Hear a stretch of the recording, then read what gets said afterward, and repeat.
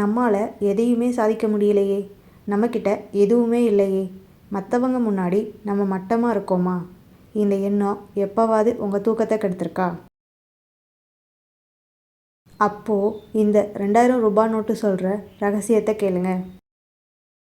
ஒரு பெரிய அரங்கத்தில் ஒரு கருத்தரங்கம் நடந்துட்டு இருந்தது. மேடையில் இருந்த பேச்சாளர் தன்னோட பையில் இருந்து ஒரு புத்தம் புதிய 2000 நோட்டை எடுத்து எல்லார்கிட்டையும் காட்டினாரு. இந்த 2000 நோட்டு யாருக்கு வேணும் அப்படின்னு கேட்டார். அங்கே இருந்த எல்லாரும் கையை தூக்குனாங்க. உடனே அவர் அந்த நோட்டை தன் கையால் நல்லா சுருக்குனாரு.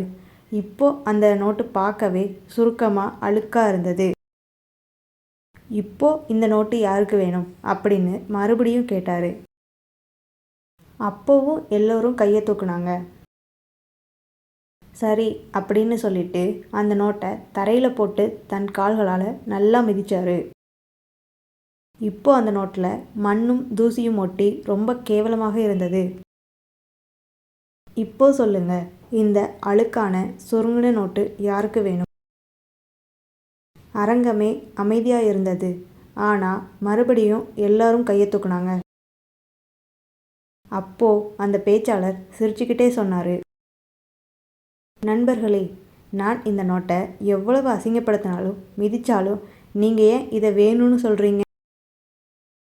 ஏன்னா நான் என்ன தான் பண்ணாலும் இதோட மதிப்பு குறையவே இல்லை. இது இன்றைக்கும் 2000 தான். நம்ம வாழ்க்கையிலையும் இதுதான் நடக்குது. சில நேரங்களில் தோல்விகள் நம்ம கீழே தள்ளும். மற்றவங்க வார்த்தைகளால் நாம் மிதிக்கப்படலாம். சூழ்நிலைகள் நம்மளை சுருட்டி போடலாம். நம்ம அழுக்காவோ இல்லை பலவீனமாவோ தெரியலாம்.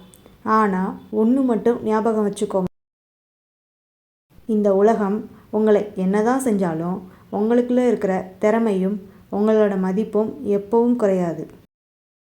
நீங்கள் யாருன்னு உங்களுக்கு தெரியும் வர மற்றவங்க உங்களை பற்றி என்ன நினைக்கிறாங்கங்கிறது முக்கியமே இல்லை. தூசியை தட்டிட்டு எழுந்து நில்லுங்க.